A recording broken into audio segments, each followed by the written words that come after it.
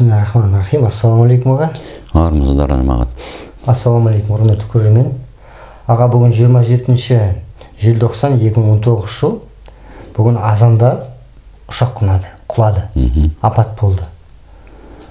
Осы туралы әңгімеңіз болса аға. Бұл енді бұны Құранда айтқандан ана оқиғалардың бәрін жаңбыр сияқты сендердің араларында айналдырамын деп. Әр нәрсенің жұбы пар болады міндетті түрде. Кезінде мына қызыл ағаш оқиғасы болған кезде мен сол кезде қайта жазғам үкіметке ес жинайық, мына қызыл ағаш оқиғасы қайталанады дегенмен де қайта көрсін мазақ қылды, анау деді, мынау деді, бәрі айналып келді. Қарағандыда ол қайталанды, қайта көп адам шығыны болған жоқ. Осындай барлық мына апаттардың өзінің жұбы пар болады. Оны ар жағын іздеу керек те, не себепті? Жұбы пар не болса да жұбы парымен жүреді. Бұл енді кезінде сол қызыл тудың кезінде де ұшақ құлап 28 адам мына скат құлады ғой. 28 адам ба сондай қайтыс болып кетті, сондай жағдай болды. Оның себебі мен сол кезде мына кімге Есимовке қайта барып Қажы баба туралы айтқан осындай деп. Соны маған хат келді, ақыры мазақ қылды да сөйтіп. Ешқандай қоңықтаған жоқ, басына ит байлап қойып. Енді кеше біз енді Алматыға барған кезде сол өттік бір қозғау болады деп ескерттік қой. Қозғау болады деп, себебі оның алдында да бізге зікірде түскен ұшақ құлайды деген. Тағы да бір оқиға ескертті. Осындай бір ұшақ үз-түз тағы дейсімен жоғалып кетеді бір. Сондай болады. Ол қандай болады? Үкімет басшыларымен сондай бір жағдай болады деп ескерткен. Бірақ біз енді соны ойлаймыз, ұмытып кетеміз. Соны Алла тағаланың да бір осындай бір өзінің хикметі. Біз әбден ұмытқан кезде анау оқиға не болады? Әуелі ескертіледі. Қандай нәрсе болсын ескертіледі. Адамның мынау сен ертең бір байқамай алдында бір сынақтарың тұратын болса, сондай тұратын болса, Алла тағаланың мейірімдігі, рахымы сол, ол міндетті түрде ескертіледі. Ал сол ескертуді алып тастау үшін, ол үшін адамда Құдайға деген сенім жоғалту керек та. Құдай хабар бермейді, Құдай сенімен сөйлеспейді, Құдай деген жоқ, Құдай деген ол енді білімде қалды, болды, басқа жоқ. Осы міне бұл мазһабтың қасіреті, мынау Назарбаев билген кезінде қызыл қырғын деген сол қызыл қырғын, енді бұл өте енді қазір қазақ халқына мынандай апаттар, су апаты, әртүрлі апаттар менен басқа шет мемлекеттер қирап жатыр ғой. Ондай қиратсаң біздің экономикамыз оны көтермейді. Біздің халықтың жағдайы оны көтермейді. Сондықтан Алла тағала бізге осындай мінекей ауру апаттармен, от апат, су апатымен, адамдардың өліммен, жол апаттарымен енді ол көбейеді. Бәрінен де ең көбі қазір Ауғанстанда біз қатты қырылып жатқанымыз мынау жүректің тоқтап қалуы, еркектердің осындай жағдай ұшырауы, өзіне қол салуы, ол әлемде біз кішкентайымыз жоғарыда тұрмыз. Енді мына жаңағы ұшаққа келетін болсақ, осы қызыл суда құлаған бізге сол ескертілген. Бұл кеше тағы Қажы бабадан бұл ескерту. Яғни ескерту болса, бұл ескерту. Ал енді бұдан қазір енді бұны пәленнен көреді, анадан көреді, компаниядан айту шығынды талап етеді, осы дейді да, сөйтіп жауға тырысады да. Бұл не? Бұл техниканың себебінен болды. Бұл ана аэропорттың осындайдан болды. Бұл антыраған темір құрылғыдан болды деп жауға тырысады. Содан кейін бұл әрі қарай тағы оны қайталануға мінеге іблістің біз жаңағы жобасына қызмет жасаймыз осылай. Осыларды мысалы қазір тоқтатуға болады. Қалай тоқтатуға? Тоқтатуға болады міндетті. Өйткені ол тоқтатуға болатын себебі біз 3-4 жыл бойы ауа райы туралы мәліметтер беріп отырдық. Әртүрлі мына елдегі болатын жағдайлар туралы мәліметтер беріп отырдық. Үкіметте Назарбаевтың өзі соны тыңдамаса екен, тыңдап отырып, соған қарсы амалдар жасап отырды да. Ана шекарадан бір осындай қауіп болады деген кезде бүкіл милициялар көтеріп, осындай бір жаттығу жасатып жатты. Маған хабар келді, аға сіз айтып едіңіз, біздің мазамыз кетті деп, жаңа мен енді сол органда істейтіндер. Бізді күні-түні кәдімгі жаттықтыру жасатып қойды деп. Мына нандың осындай қымбаттауы, доллардың қымбаттауы болады деген кезде, сол Назарбаевтың өзі айтқан, мен елбасы болып тұрсам, ешқашанда оны қымбаттатпаймын деп. Ақырында теңгені сондайға түсті, міне келді ғой бәрі. Соның бәрі кезінде ескертілді. Бұның бәрін сол кезде тоқтатуға болатын. Осындай апаттар болады, жаңбырдан сонан кейін, бұлдан кейін бұл ескертудің бәрін құр мазақ қылғаннан кейін ушықтырмасын, мен қазір ондайды доғардым. Соған байланысты кеше бір көгілдір терезеден хабарласты маған бір жігіт. Аға дейді, мен сіздің осы жаңалықтарға түсесіздер дейді, түсірейін деп едім сіз дейді. Неге? Мына ауа райы туралы, мынау туралы осындай көріпкел туралы айтасыз ба деп. Мен айттым, сосын оны өзін сөктім, айналайын, сендер мәңгі түсіңдер дедім да. Сендер қазір ит сияқты ел биліктің үргізіп қойған сол несін айналдырыңдар. Халық сендердің бәрі көрмейді оны. Кәдімгі бәрі қазір енді сенбейді. Өйткені сендер тұрған, анау тұрған продюсер осылардың бәрі сен өвлестің ұрпағын аймы. Ана пендемізге шақырды, алдында 7-ші каналға шақырды, мына сандық нені айтасың бе деп. Қысқартып ұстады, пендемізді ақырында мені сөйлеп тұрмай өздерін көрсетіп мазақ қылды, арты не болады ертең. Солар жоғалып кетеді, мінекей келді. Міне осындай жағдайлар болып жатыр. Қазір сол мынау ұшақтың құлауында себебі бар. Бұл себептерін, бұндай себептер тоқтатуға қазір енді қар қалың түседі. Халықтың кешегі желтоқсанда көшеге шығып, біздің тәуелсіздік дегеніне Алматыдағы мінекей жауап мінекей. Солар жалғыз желтоқсан емес қой. Халықтың мінекей осындай дінсіздігіне, арсыздығына, ел биліктің осындай мына латын таңбасымен біз қыламыз деп қарама-қарсы халықта рухани аздырын осындай енді қатты ескертулер беріле береді. Бұдан қашып құтылу бірақ жол бар. Тап-тыныш біз бейбіт өмір сүреміз. Бұл жағдайда ел билік Құдайдың хабарына мойынсыну керек. Күні бірін осындай хабарлар, осындай жағдай болады десе, солдың халыққа оны дүрліктірмей, соның алдын алып отыруға болады. Міне. Қалай ол алдын алып отыр? Ол үшін қазір мынау Тоқаевтан бастап Назарбаевтан тәубеге келу керек та. Бірақ нәрсе. Ол шешім керек. Ол қазір мына ата жолымен келісімге келу керек та. Енді осыған байланысты қазір бұны біз алдын ала қамғылдық, бірақ соны үлгере алмай жатырмыз. Осындай халықтың арасында қазір енді мынау жүрек аурулар көбейеді. Сосын мынау өзіне бүкіл отбасыменен қотырып алатындар көбейеді. Өзіне қол сайылатындар көбейеді, мінекей. Осылардың бәрінің емі бар. Сосын мынау жаман аурулар, қыл-тамақ, әртүрлі аурулар, ол күрт артады, мінекей. Бұның бостан хабар келіп отыр, қазір айта кетерміз онда.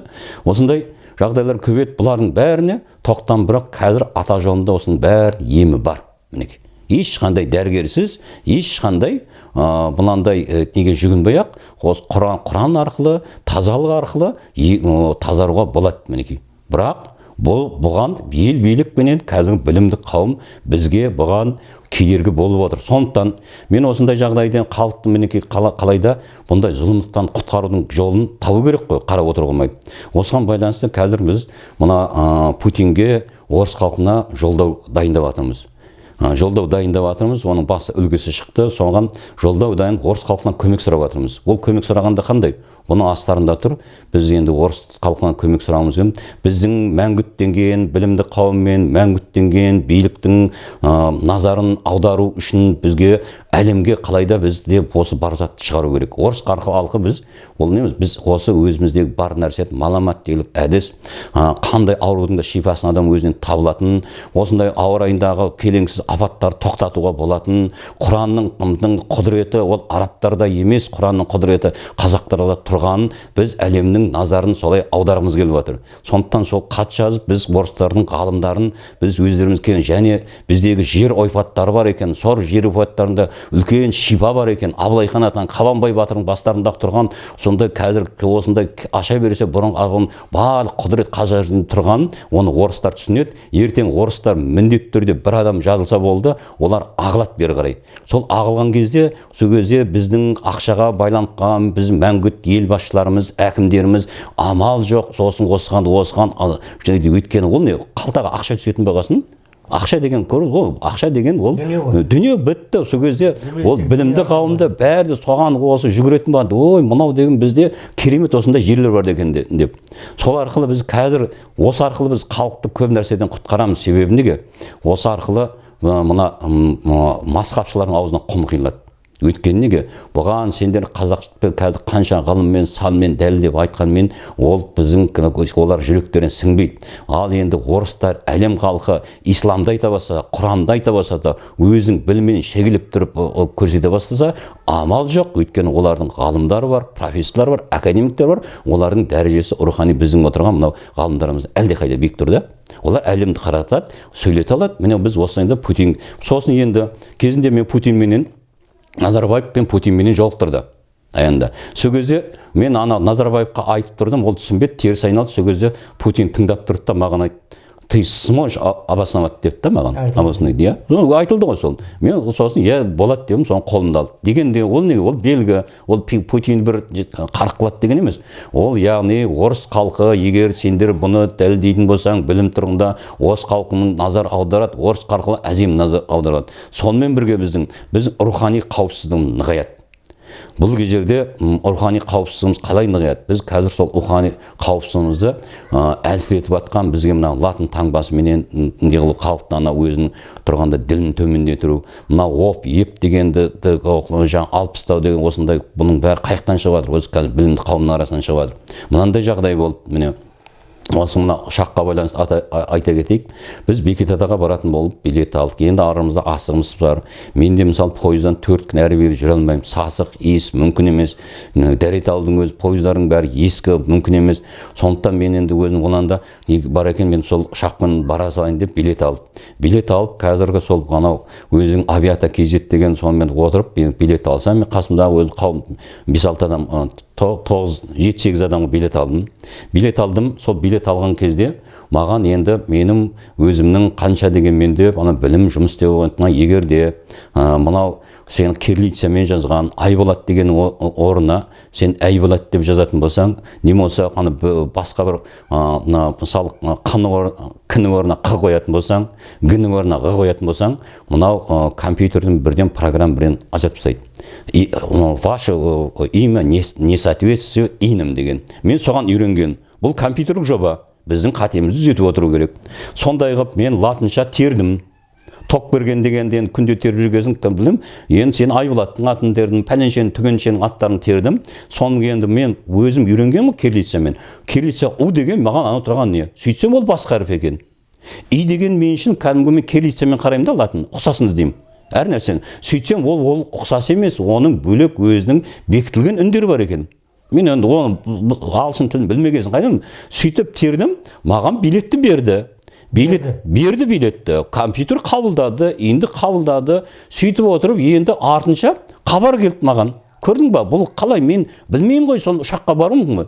Егер де дейді латынша дұрыс терілмесе, сізді ұшаққа жібермеуім мүмкін деді. Осындай хабар келді. Сонан кейін алдым да мен енді тексердім ғой енді. Ол қалай болды деп. Сосын хабарластым. Хабарласам айтады, жоқ, біз ана өз компания осындай заң шығарып қойған. Сіз латынша хабарды кешірек берді. Иә, кешірек берді. Мен айттым, мен енді тердім, мен дұрыс ал компьютерді мен неғылдым. Бірақ мына ин қабылданып тұр. Ин жаздым, паспорт нөмірі тұр, бәрі тең келіп тұр. Мені паспорт құжаттардың бәрінде ол кириллицамен жазылған. Оған келіп тұр. Сонда сіздерде соны түсінетін адам жоқ па? Жоқ, біздегі сондай компанияда тапсырма берген. Анау түзетілмесе, сіздер ұша алмайсыздар дейді. Жарайды дедім. Ондай болатын болса, енді мен кейін қарай билетімді аламын дедім онда. Керек жоқ дедім. Тәуекел мен бір тәлгөме Ақтөбеге бар, әрі қарай барам деген сияқты болды да. Сөйтсем айтады, ондай жағдайда дейді, сізден дейді 25% айыппұл салынады. Бір 25 ұсталады екен. Мен әлі бір ай бұрын алып отырмын. Сосын дейді, ұшақтың бензиніне шегеріледі, ана официанттың қызметіне шегеріледі екен. Сонымен мен бір 59 мыңға билет алсам, 27 мыңын ұстақ болады екен. Қарашы мінеке, яғни жұмыртқадан жүн құрқы ғой. Сөйтіп отырып, енді мен тексердім, сосын хабарластым. Бұл қалай сонда? Сендердің мынау каненің анау тексерушілерің сонда осындай білім жоқ па? Қармай ма енді? Артында жатыр, паспорттан ал латинцада дұрыс жалмаған. Бірақ кириллицада түрім тұр, мен инім тұр, бәрім тұр. Сосын тексеруге бар ғой. Мен басқа біреудің құжатын пайдаланбағандығым деп. Жоқ дейді, бізге сондай берген, ал мақұл түзетейік. Онда түзетейік. Түзетуіңіз керек дейді. Түзетейік. Онда не деймін? Қалай түзетесіңдер десем, 3 әріпке 5.000 теңге дейді, түзетуге дейді. Ай, бұл қара, бұл біздің администрация, біздің жоғары басшылықтың бекіткен дейді. Жарайды дедім, оған да келістік мақұл. 3 әріппен бестім. Мен енді 9 билетті білдірген екен. Мен соған 15 мың төлейін дедім. Сөйтсем, оны қайттан кетіп тұр. Мен 9 билетімді жіберсем, 9 билетке әр билетіне 5 мың теңге дейді.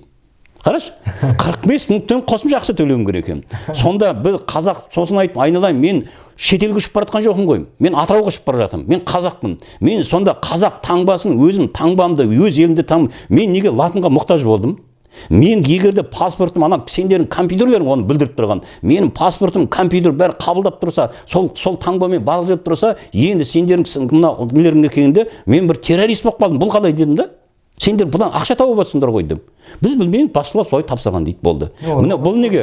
Бұл неге де осыдан келіп, ертең бұны осындай арам ақшаны жинаған компания ертең оның ұшақтары бұзылады, ұшақтар сынады, қирайды, шығынға ұшырайды. Ал сол шығынған шірен ішінде анау Алла тағаланың азапқа жазаға ұшыралған пенделері сол ұшақпен бірге құлайды. Міне бәрін сондай жинақ қояды да, сонда бір-бірімізге себепші болыпмыз. Сондықтан біз жамандықты бір-бірімізге көбейтуге көмектесеміз. Сол анау компания, парламентте отырған, заң шығарып отырған, осылардың бәрі міне қазақтың өз елінде өзін өгейістіп, шетелдің заңдарын тықпалап отырғанын және міне латын таңбасы деген сонда ақша табудың жолы екен. Мен соны түсіндім. Қара, енді қара, мен атымды кез келген әріпті өзгеріп, латын таңбасымен компьютерден өткізе алатын болсам, онда қарасынан и мен у-дың сандық белгілер бірдей болып тұр компьютерде. Демек, мен кез келген поштада, мен оның құжатын ұрлай аламын, кіре аламын. Оңай болады маған ашуға. Мен инженермін, оны есептеп отырмын.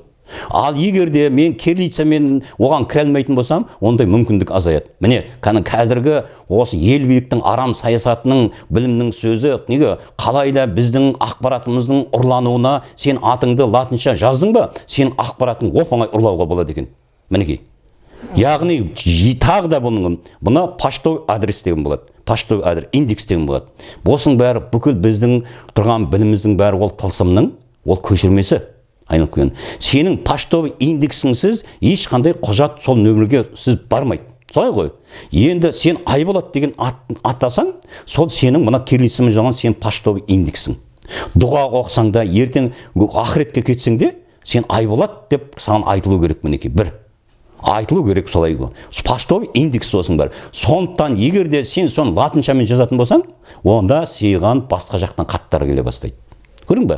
Сенің поштаңа, сенің неңе басқа қуаттар жалғанады, жындар жалғанады. Жындар әлемінің біз ықпалын көбейткен сайын, осындай мына апаттар көбейе береді, соған жауаптар түсе береді. Бұның не біз ғана қаралықты осылай өсіреміз да. Мен жай ғана мысалдар айтып, оны енді мыңдаған мысалда біздің әрбір ісіміз, сөзіміз оған соған Алла тағала осылай жауап береді. Биыл қар қалың түседі себебіне біздің сөзіміз дұрыс емес. Біздің мына иісіміз дұрыс емес, шығарып жатқан. Біз жеген тамағымыздан арамды көп жеп жатырмыз, сасық иісті көп шығарып жатырмыз. Әртүрлі сосын жері анаға деген біздің құрметіміз жоқ. Қазір алатынан бүкіл мынау біз қалаландырамыз деп қайта жерді тоздырып жатырмыз. Ауылда қайта жерді күтеді. Өйткені ондай дәл қаладағыдай қоқысты апарып мынада тастап жатқан жоқпыз. Қазір оны өңдеп жатқан жоқпыз. Мына шетелдер біздерден әлдеқайда олар иманды. Сосын біз мына жануарлар көшеде оның бәрін қаңғытып жіберіп жатыр. Мысалы орыстарда мына көшеде ит жүрмейді, оны арнаулы орындарда бағып жатыр. Осылардың бәрі ана жанменен қуатпен байланысты ғой. Бұндықтан біз қазақ халқында қандайда бүкіл түбегейлі біз бетбұрыс жасауымыз керек. Осы заманға қарай біз заңдар шығару керек. Біз ата дәстүріне келуіміз керек. Қазіргі мінекей осы мынау ұшақ бұл ескерту, бұл әрі қарай жалғасады енді. Бұның енді бұл ескертілді ма, енді жұбы алдында күтіп тұр. Үнемі желтоқсанның кезінде неге осындай ұшақ құлайды? Қарашы, оны үнемі желтоқсанның кезінде аяғында апат болады. Бұрында осындай болды. 27-лерінде ме осындай бір апат болды. Дәл осындай. Енді ертең тағы ақпан қарай тағы да қайталанады. Осындай апаттардан. Бірақ соны алдын алуға болады. Алдын алу үшін не істеу керек?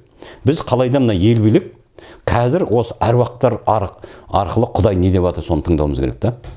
Біз халыққа соны қазір насихаттау үшін біз мынау өзіне қол салуды да, осындай табиғат апаттарды да, барлық нәрселерді біз түбегейлі жоймағанмен де осыны азайтуға, әлем назарын аударуға мүмкіндігіміз бар да.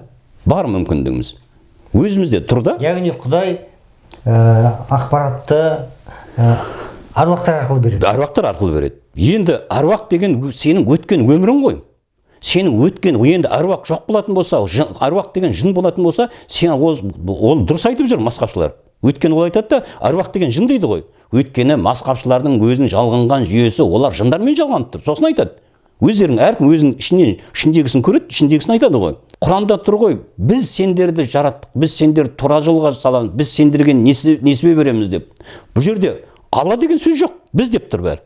Енді соған жұрттың біз деген не? Ол бір. Біз сендер бір Аллаға құлшылық қылған дейді. Біздің бәрі бірдей. Алланың алдындағы жәннаты ғой. Аллаға қызмет істейді. Енді қандай нәрсені болсын, сен үйіңе қалай ас ішетін болсаң, сен соны тікелей алып, ана мал соя салып жемейсің ғой. Тірілей жемейсің ғой.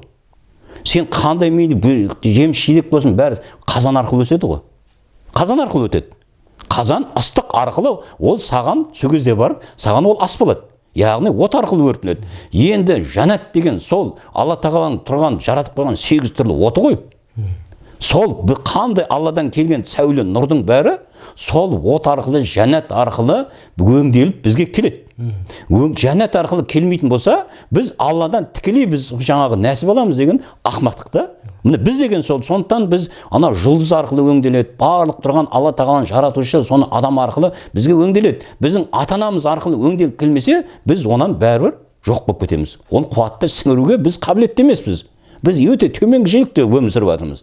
Ал олар жоғарғы жиілікте, жәннаттар. Енді Алланың нұры деген онан да биіктеп кете береді. Жәннаттықтар жоғарғы жиілікте. Сондықтан жәннаттың көзде, егер де сен өзің тозақтық болатын болсаң, үстің сасы қалай осылай жүретін болсаң, сенің ата-бабаларың бұрын қожа болған шығар, бұл осындай әулие болған шығар, бірақ саған ешқандай сен онан тікелей нәсіп нығмет алмайсың. Алла тағала саған бермейді, себебі өйткені сонда Құранда айтқан, сендер өз қауым түземесеңдер, Алла сендер түземесіңдер. Өйткені қауым ғой, ол бірден сенен үзіліп тұрған жоқ. Ол барда сенің әкең өз әлсіреп келді, әкең әкесі әлсіреп келді, саған енді үзіліп келді, соған жоқ. Сен ешқашанда анау жеті атаңды түгелдемесең, жалғамасаң, сен жәннаттан ешқандай қуат алмайсың. Сен жәннаттан қуат алмайтын болсаң, сен қалай намаз оқып бірден жәннатқа кіріп кетесің? Сен жәннаттан қуат алып, соны қорытып, өмір сүріп білмесең, оны не? Бейімделу дейді. Біз қазіргі осы жер бетіндегі халық, біз өзіміздің 40-қа дейін барлық қара қуаттарды жинаймыз. Мінекей, ол қара қуаттарды сондықтан азғындық болсын, оған Алла тағала бізге белгілі дәрежеде иман беріп қойған. Сол иманы шірейді ол. Біз иманды әртүрлі нәрсені бұлаймыз. Сосын шірік иманды 40-тан кейін 9 жыл тағы соны сынағынан өтіп, біз ауыстырамыз шірік иманды. Сөйтіп барып біз жәннатқа енді өлуге бейімделеміз. Өлгенде біз жәннатқа бару үшін бейімделеміз оған. Бейімделу үшін не істейміз? Біз жәннатты қуаттарды өңдеп сіңіріп, біз сонда тамақтың өзінде де біз қазір қабатсаң, қазір менің ішкен тамағым мен сен ішкен тамағың екеуі екі бірлі. Сен ішкен тамағыңды мен іше алмаймын, өліп қаламын. Шынында. Сен қазір сен мықтысың менен гөрі.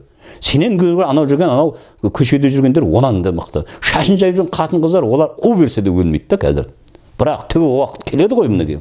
Қазір мен өзім жеке егерде осында тұрған халықпен бірген соның өзінен уланам. Менің жаным қазір жәннатқа кіріп хабар әкелгеннен кейін сонымен қоректеніп жатыр. Менің қазіргі денемдегі тұрған көп нәрселердің бәрі өзгерді. Сондықтан мен енді тамақ арқылы жанға қуатты аз берем де, мен керінше сол жанға қуатты түс көру айын арқылы алып отырам. Міне, айырмашылық сонда. Мен қазір тамақ, сондықтан мен бірақ мезгіл тамақ ішем, оның өзінде шамал ғана аз ғана ішем. Соның өзі маған сол жетеді өзімнің тіршілігіме қуатыма. Міне осылай. Сондықтан қазіргі әлде де мына ел билік есін жинап, мынау біздерменен осындай араға сол көпір салынатын болса, біз ендігі жылы Алла тағала Құдай қаласа біз үлкен бір жетістіктерге жететін ел боламыз.